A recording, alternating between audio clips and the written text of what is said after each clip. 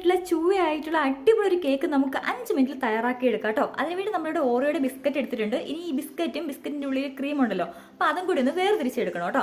എന്നിട്ട് ഈ ബിസ്ക്കറ്റ് മാത്രം എടുത്തിട്ട് നമ്മൾ ഫൈനായിട്ട് നമ്മുടെ മിക്സിയുടെ ജാറിലിട്ടൊന്ന് പൊടിച്ചെടുക്കണം കേട്ടോ. നല്ലോണം പൊടിച്ചെടുക്കണേ. ഇതിലേക്ക് നമ്മളിനി ചേർത്ത് കൊടുക്കുന്നത് ഒരു 1/4 കപ്പ് പാലാണ് നമ്മൾ ചേർത്ത് കൊടുക്കുന്നത്. ഇതൊന്നും ഒരു ബാറ്ററാക്കി എടുക്കാൻ വേണ്ടിയിട്ടാണ്. നമ്മൾ 1/4 കപ്പ് പാല് കുറേശ്ശെയായിട്ട് ചേർത്ത് കട്ടകളൊന്നും ഇല്ലാത്ത രീതിയിൽ നല്ലോണം ഒന്ന് മിക്സ് ചെയ്തെടുക്കുക. ഇനി നമ്മൾ ചേർത്ത് കൊടുക്കുന്നത് നമ്മുടെ ബേക്കിംഗ് പൗഡറാണ് കേട്ടോ. ഒരു 1/4 ടീസ്പൂൺ ബേക്കിംഗ് പൗഡർ ചേർത്ത് നല്ലോണം ഒന്ന് മിക്സ് ചെയ്യുക. എന്നിട്ട് നമ്മുടെ ഇഡ്ഡലിത്തട്ട് എടുത്തിട്ട് അതിലേക്ക് നമ്മളൊന്ന് ഓയിൽ ബ്രഷ് ചെയ്ത് കൊടുക്കുന്നുണ്ട്.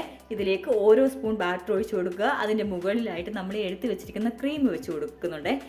ഇനി നിങ്ങൾക്ക് ക്രീം ഇല്ലെന്നുണ്ടെങ്കിൽ ഡയറി മിൽക്കിൻ്റെ ചോക്ലേറ്റ് ഉണ്ടല്ലോ, അത് വെച്ച് കൊടുത്താൽ നല്ല ടേസ്റ്റ് ആയിട്ടായിരിക്കും. അതുപോലെ നല്ല ലാവാ കേക്ക് പോലെ നമ്മളിങ്ങനെ കഴിക്കുമ്പോൾ ഇങ്ങനെ വരും കേട്ടോ. അപ്പം നമ്മൾ അതിന് വേണ്ടിയിട്ടാണ് ഇങ്ങനെ ക്രീം ഇങ്ങനെ വെച്ച് കൊടുക്കുന്നത്. ഇതിന് മുകളിലായി ഓരോ സ്പൂൺ ബാറ്ററും കൂടി ഒഴിച്ച് കൊടുത്ത് ഇഡ്ഡലിത്തട്ടിലൊന്ന് ആവി കയറ്റിയെടുത്താൽ നമ്മുടെ പെർഫെക്റ്റ് ആയിട്ടുള്ള നല്ല അടിപൊളിയായിട്ടുള്ള ടേസ്റ്റി ആയിട്ടുള്ള ചൂയായിട്ടുള്ള ഇഡ്ഡലി കേക്ക് ഇവിടെ റെഡി ആയിട്ടുണ്ട്. അപ്പോൾ എല്ലാവരും ഒന്ന് ട്രൈ ചെയ്ത് നോക്കണം. നമ്മുടെ ചാനൽ മറക്കാതെ ഒന്ന് സബ്സ്ക്രൈബ് ചെയ്യുകയും ലൈക്ക് ചെയ്യുകയും കമൻറ്റ് ചെയ്യുകയും ചെയ്യണം കേട്ടോ.